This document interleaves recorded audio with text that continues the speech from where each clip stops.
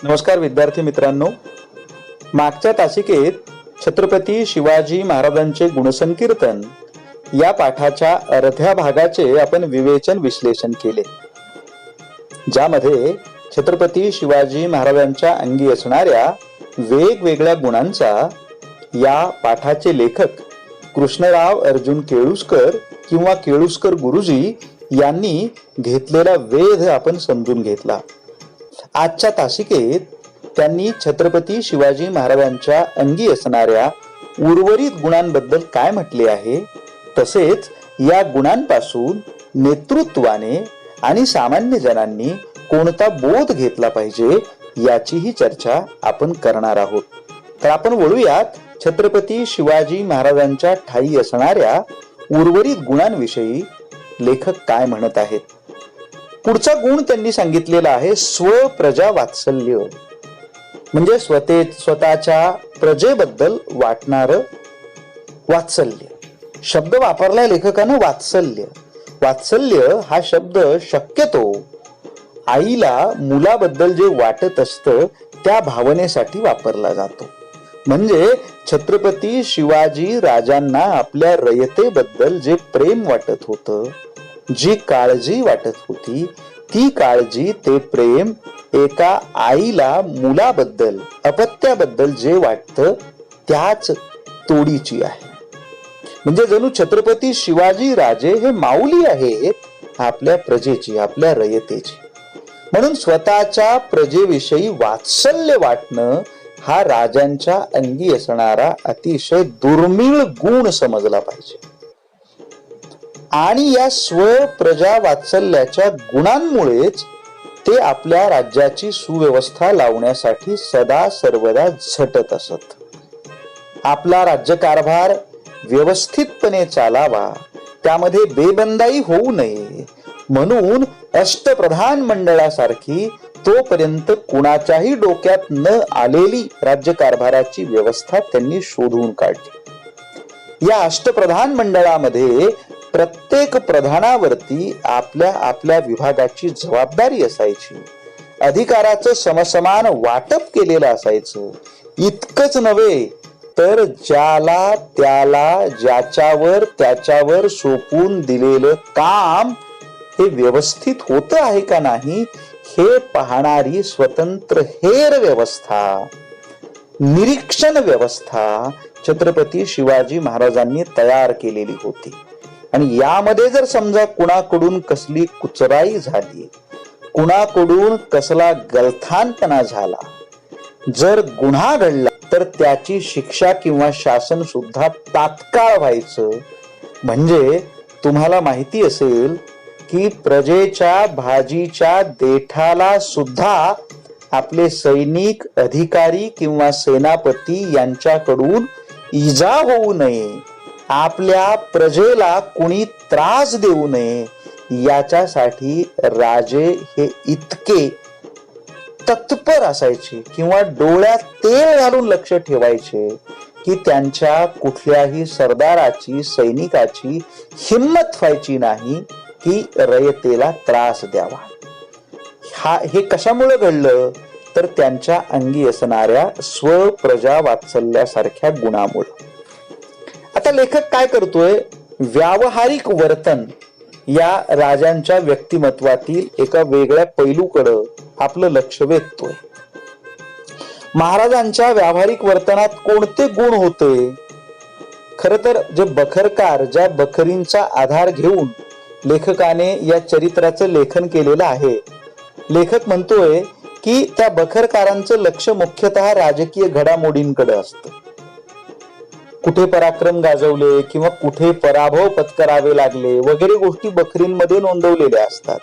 व्यावहारिक जीवनामध्ये तो राजा कसा वागत होता, काय करत होता याचे तपशील फारसे बखरीमध्ये आढळत नाहीत असं लेखक म्हणतोय.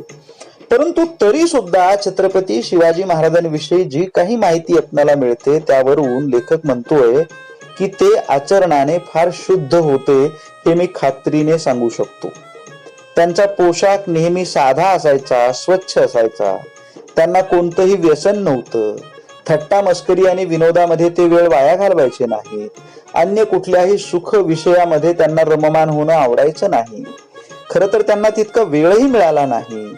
इतकंच नाही तर गुणी मनुष्य किंवा विद्वान मनुष्य आला तर त्या गुणी आणि विद्वान मनुष्यासोबत चर्चा करायला ते नेहमी तयार असायचे. इतकंच नव्हे तर अशा लोकांना वेतन देऊन ते आपल्या पदरी नियुक्त करायचे. जे आपले मित्र आहेत, जे आपले सुहृदयी आहेत, यांचा ते नेहमी आदर ठेवायचे, मान ठेवायचे. म्हणून ऐश्वर्याचा, सत्तेचा मद चढणं किंवा याची एका अर्थानं गुर्मी, मस्ती किंवा अतिशय वेगळा शब्द वापरला जातो जो राजांच्या बाबतीमध्ये वापरणं सुद्धा आपणाला काहीसं वेगळं वाटायला लागतं, चुकीचं वाटायला लागतं. सत्तेचा माज येणे ही गोष्ट राजांच्या व्यक्तीमध्ये दूर दूरपर्यंत आपणाला दिसत नाही, याचा अंश सुद्धा दिसत नाही. आणि म्हणून राजांमध्ये नाही आणि राजांच्या हाताखाली काम करणारे जे लोक होते त्यांच्यामध्ये पण ही गोष्ट आपणाला दिसत नाही. कारण आपला राजाच इतका तेजस्वी आहे की त्याच्या तेजाप्रत आपणाला जाण्यासाठी आपण सुद्धा तितकं विशुद्ध व्हायला पाहिजे असं त्यांच्या पदरी काम करणाऱ्या लोकांना वाटायचं. पुढचा पैलू सांगितला लेखकाने कौटुंबिक वर्तन, म्हणजे कुटुंबाच्या अनुषंगाने कुटुंबात ते कसं वागत होते हे सुद्धा आपण बघितलं पाहिजे. लेखकाने खूप महत्वाचा फरक नोंदवलाय. छत्रपती शिवाजी महाराजांचे त्या काळामधले विरोधक, शत्रू औरंगजेब आणि शिवाजीराजे या दोघांची एक अप्रत्यक्ष तुलना सुद्धा लेखकाने केलेली आहे. एवढं ऐश्वर, एवढी सत्ता स्वतःच्या पराक्रमाने प्राप्त झाल्यावर एखादा माणूस गर्वाने फुगून गेला असता आणि मग काय वडिलाला म्हणाला असता, तुम्ही काय कमावलंय, हे मी कमावलंय. आईला सुद्धा उद्धटपणानं बोलला असता. असं राजांच्या बाबतीत कधीच घडलेलं नाही. आपले वडील, आपली आई, आपले ज्येष्ठ यांच्याशी ते नेहमी आदराने वागले, सौजन्याने वागले आणि सत्ताधीशांच्या हातून जो काही उपमर्द होतो ते त्यांच्या हातून कधीच झाला नाही. या उलट आपण जेव्हा औरंगजेबाचं बघू तेव्हा औरंगजेबाने तर साक्षात आपल्या भावाला मारून टाकलं, आपल्या वडिलाला मरणप्राय यातना दिल्या. राजांच्या बाबतीमध्ये मात्र आपणाला हे काहीच आढळत नाही. आणि स्त्री दाक्षिण्याच्या बाबतीत तर काय बोलावं. राजांनी समस्त स्त्री जातीचा सन्मान केला. ही शत्रूची स्त्री असा विचारही मनामध्ये येऊ दिला नाही. म्हणूनच महाराजांचं जे कौटुंबिक वर्तन आहे ते कौटुंबिक वर्तन आपल्या सगळ्यांना राजांबद्दल पराकोटीचा आदर वाटावा इतकं तेजस्वी आहे हे आपण लक्षात घेतलं पाहिजे. आता शेवटच्या 2 मुद्द्यांबद्दल लेखक बोलतोय की छत्रपती शिवाजी महाराजांचं हे जे व्यक्तिमत्व आहे, ही जी त्यांची गुणवैशिष्ट्ये आहेत, हे जे त्यांचं सदाचरण आहे, हे जे राजांचं असणारं गुणवैभव आहे, याच्यापासून लोक अग्रणी याचा अर्थ लोकांचं नेतृत्व करणारे नेते. लेखकाच्या पुढे 19व्या शतकामधले नेते आहेत, पण ते आजच्या नेत्यांनाही तितकंच लागू आहे. या लोक अग्रणींनी कोणता बोध घ्यावा, काय धडा घ्यावा हे लेखक सांगतो आहे. काय म्हणतो लेखक, तर लेखक म्हणतो आहे की आता काम करणारे जे नेते आहेत त्या नेत्यांनी स्वतःला एका विशिष्ट समूहापुरतं सीमित करू नये. आपल्या आपल्या जातीच्या, आपल्या आपल्या जनसमूहाच्या उत्कर्षासाठी आपण काम केलं पाहिजे. इतका क्षुद्र, इतका संकुचित, इतका मर्यादित विचार, इतका हीन आणि तुच्छ विचार त्यांनी आपल्या मनामध्ये येऊ देऊ नये. हे खरं तर 19व्या शतकाबद्दल लेखक बोलतोय खरा, पण आताच्या काळाला देखील तितकंच लागू होणार आहे.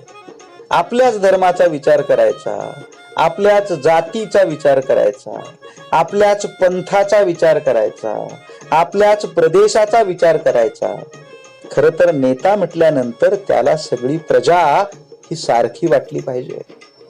आई ज्या पद्धतीनं आपल्या सगळ्या लेकरांकडे समदृष्टीने पाहते, वात्सल्याने पाहते, तीच समदृष्टी नेत्याकडे असणे आवश्यक आहे. म्हणून लेखक पहिल्यांदा जे लोकाग्रणी आहेत त्यांना शिवाजी राजांच्या चरित्रातून शिकण्यासारखा गुण कोणता आहे, तर समदृष्टीने आपण आपल्या प्रजेकडं, आपल्या लोकसमूहाकडे पाहायला शिकलं पाहिजे.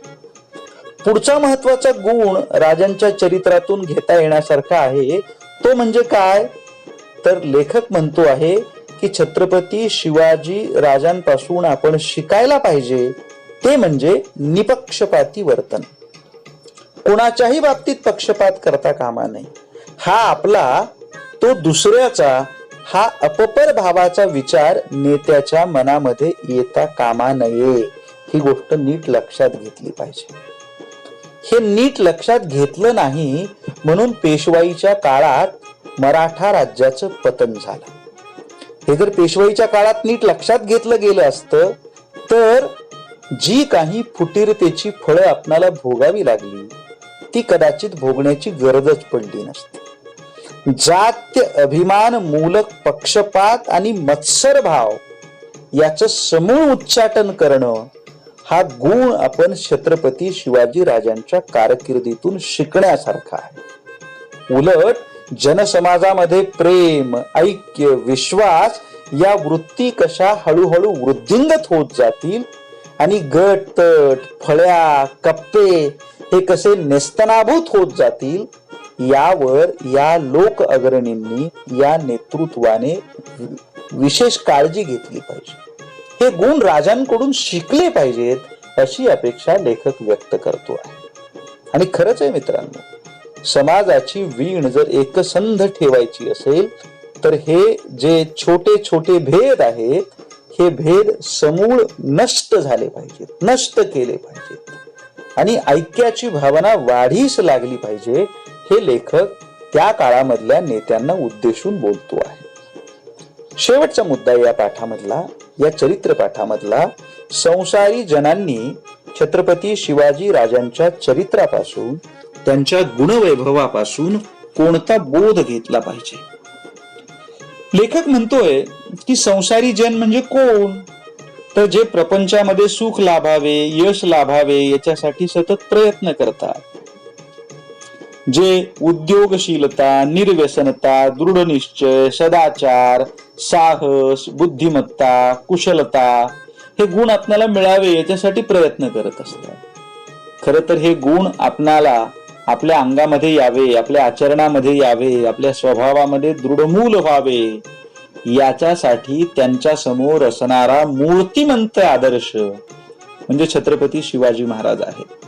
कारण या गुणांचा प्रकर्ष म्हणजे हे गुण आपण म्हणूयात की अगदी परमोच्च पातळीला कुणाच्या व्यक्तिमत्वामध्ये आपल्याला बघायला मिळतात तर ते शिवाजी राजे आहेत. या गुणांचा प्रकर्ष महाराजांच्या ठायी किती झाला होता हे त्यांचे चरित्र वाचल्याने आपल्या ध्यानात येणारे आहे. बघा, प्राप्त स्थितीत समाधान मानून स्वस्थ बसण्यात काही एक अर्थ नाही हे राजांना माहिती होतं.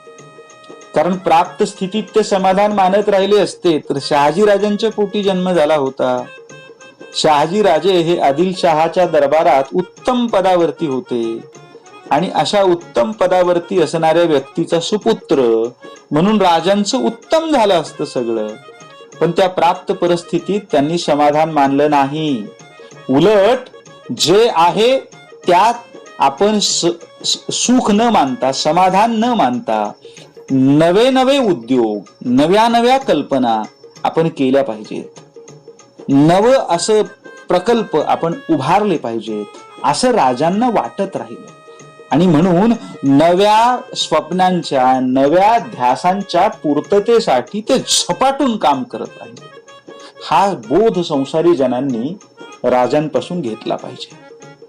पुढे ते सांगतायत की त्यांचं म्हणणं आहे, खरा मर्दपणा जर आपल्या अंगामध्ये उद्भवावा असं संसारी जनांना वाटत असेल तर व्यसनासक्ती आणि दुर्वर्तन यांना आपल्या चरित्रात थारा देता कामा नये आणि राजांनी त्याला कधीच थारा दिला नाही. म्हणून मर्दपणा जर आपल्या शरीरामध्ये, चरित्रामध्ये यावा असं वाटत असेल तर व्यसनासक्ती आणि दुर्वर्तन यापासून आपण कोसो दूर राहिलं पाहिजे. हे तत्व महाराजांच्या चरित्रातून आपण शिकण्यासारखं आहे. पुढे बुद्धिमत्ता व कुशलता उत्तरोत्तर वृद्धिंगत व्हावी यासाठी अहोरात्र परिश्रम केल्या वाचून आपले तेज कोठेच पडायचे नाही. साहस आदी इष्ट गुणांचा प्रादुर्भाव अंगी कदापि व्हायचा नाही. म्हणून लक्षात घ्या, बुद्धिमत्ता आणि कुशलता या प्रयत्नाने वाढणाऱ्या गोष्टी आहेत. देरेहारी पलंगावरी म्हणून बसल्यानंतर ना बुद्धिमत्ता वाढते ना कुशलता अंगी येते. म्हणून स्वतःच्या अंगी जी कर्तबगारी आहे ती वाढवत न्यायची आहे आणि त्यासाठी सतत प्रयत्न करायचे आहेत. ही गोष्ट आपण राजांच्या चरित्रापासून शिकण्यासारखी आहे. पुढे जो स्वतःच पावित्र्य राखतो, जो सतत साहस दाखवत राहतो, त्यालाच लोकांकडून मान मिळतो. मान ही मागायची गोष्ट नाही, आदर ही मागून मिळणारी गोष्ट नाही, तर ती तुम्हाला स्वतःच्या कर्तृत्वातून प्राप्त करून घ्यावी लागते. राजांनी 50 वर्षांच्या अल्प आयुष्यात ती प्राप्त करून घेतली स्वतःच्या कर्तृत्वाने, स्वतःच्या पराक्रमाने. हे संसारी जनांनी लक्षात घेतलं पाहिजे. शेवट करत असताना या पाठाचा लेखक असं म्हणतो आहे की आताच्या काळामध्ये प्रत्येक जण स्वतःपुरतं बघू लागला आहे, आपल्या आपल्या लोकसमूहापुरतं बघू लागला आहे, आपापल्या जात समूहापुरतं पाहू लागला आहे, आपापल्या धर्म समूहापुरतं पाहू लागला आहे. हा संकुचितता भाव छत्रपती शिवाजी महाराजांचं चरित्र ऐकत आणि वाचत असताना आपल्या मनातून हळूहळू गळून पडला पाहिजे. देशाचा अभिमान म्हणजे जातीचा नव्हे, देशाचा अभिमान म्हणजे धर्माचा नव्हे, तर धर्म, जात, पंथ, भाषा या सगळ्यांच्या पलीकडे देशाचा अभिमान आहे आणि तो अभिमान आपण बाळगायला शिकलं पाहिजे. ही जी संकुचितपणाची अनिष्ट मनोवृत्ती आहे ती आपल्या स्वभावातून हळूहळू नाहीशी झाली पाहिजे. ती नाहीशी झाल्याशिवाय देशाचा उत्कर्ष नाही, देशाचं उत्थान नाही, देशाचा तरणोपाय नाही. परंतु अलीकडे सुशिक्षित म्हणून घेणाऱ्या मनुष्याच्या ठाई हा संकुचितपणा वाढत चालला आहे. लेखक सांगतो 19व्या शतकाबद्दल, पण अगदी 2021 मध्ये सुद्धा आपल्या अंगी हा संकुचितपणा आहेच. आपण जातीचा, पोट जातीचा, धर्माचा, भाषेचा अभिमान बाळगतो आणि ही गोष्ट आपल्याला मोठेपणाची वाटायला लागते. म्हणून स्वधर्माचा व स्वजातीचा अप्रयोजक अभिमान चित्तात वागवून जे लोकाग्रणी समाजात वैरभाव व दुफळी माजवण्यास प्रवृत्त होत असतील त्यांचे अग्रणीत्व बिलकुल मान्य करायचे नाही व त्यास कोणत्याही प्रकारचे उत्तेजन द्यायचे नाही असा निर्धार प्रत्येकाने केला तरच असल्या अहमन्य देश बुडव्या लोकांच्या त्रासापासून आमचा देश लवकरच मुक्त होईल.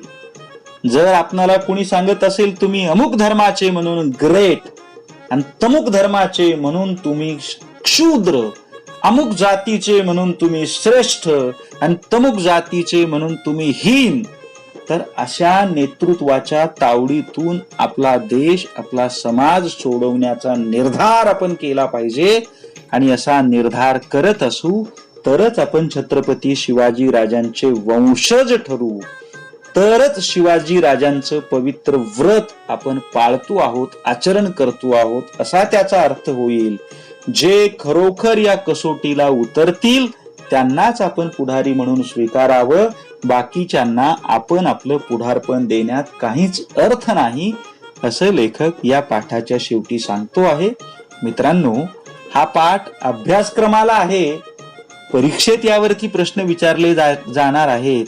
एवढ्या मर्यादित अर्थाने या पाठाकडे बघू नका. उलट आपण छत्रपती शिवाजी राजांच्या व्यक्तिमत्वाच्या, चरित्राच्या प्रकाशामध्ये आपल्या चारित्र्याला आकार देण्यासाठी हा पाठ महत्वाचा आहे. जेव्हा जेव्हा आपणाला काहीस हताश, निराश, उदास झाल्यासारखं वाटेल तेव्हा राजांचं 50 वर्षांचं आयुष्य डोळ्यांसमोर आणावं आणि राजांनी तितक्या प्रतिकूलतेमध्ये जो काही पराक्रम गाजवला त्या पराक्रमाचा अनुवंश आपल्यामध्ये पण आहे. आपण छत्रपती शिवाजी राजांचे वंशज आहोत ही भावना आपल्या मनामध्ये तीव्र व्हावी आणि आपण सुद्धा प्रतिकूलतेशी लढण्यासाठी, संघर्ष करण्यासाठी, विजयी होण्यासाठी स्वतःला तयार आणि तत्पर करावं, ही अपेक्षा या पाठाच्या शेवटी मी व्यक्त करतो. तुम्ही पुन्हा पुन्हा हा पाठ वाचा. पाठाचं जे वाचन आपण केलंय ते ऐका. विवेचन आणि विश्लेषण जे केलंय तेही समजून घ्या आणि मग या पाठाचं तुमचं एक अंडरस्टँडिंग तयार करा. तुमचं अंडरस्टँडिंग तयार होणं, तुमचं आकलन तयार होणं आणि त्या आकलनातून जगाचा आणि जगण्याचा अन्वयार्थ लावण्याची क्षमता तुमच्या अंगी विकसित होणं, हे खरं आपल्या बॅचलर ऑफ आर्ट्स, BA कला विशारद असणाऱ्या विद्यार्थ्यांचं जीवित ध्येय असतं. तुम्ही त्या मार्गावरती चालाल अशी अपेक्षा मी व्यक्त करतो आणि थांबतो. धन्यवाद. आभार.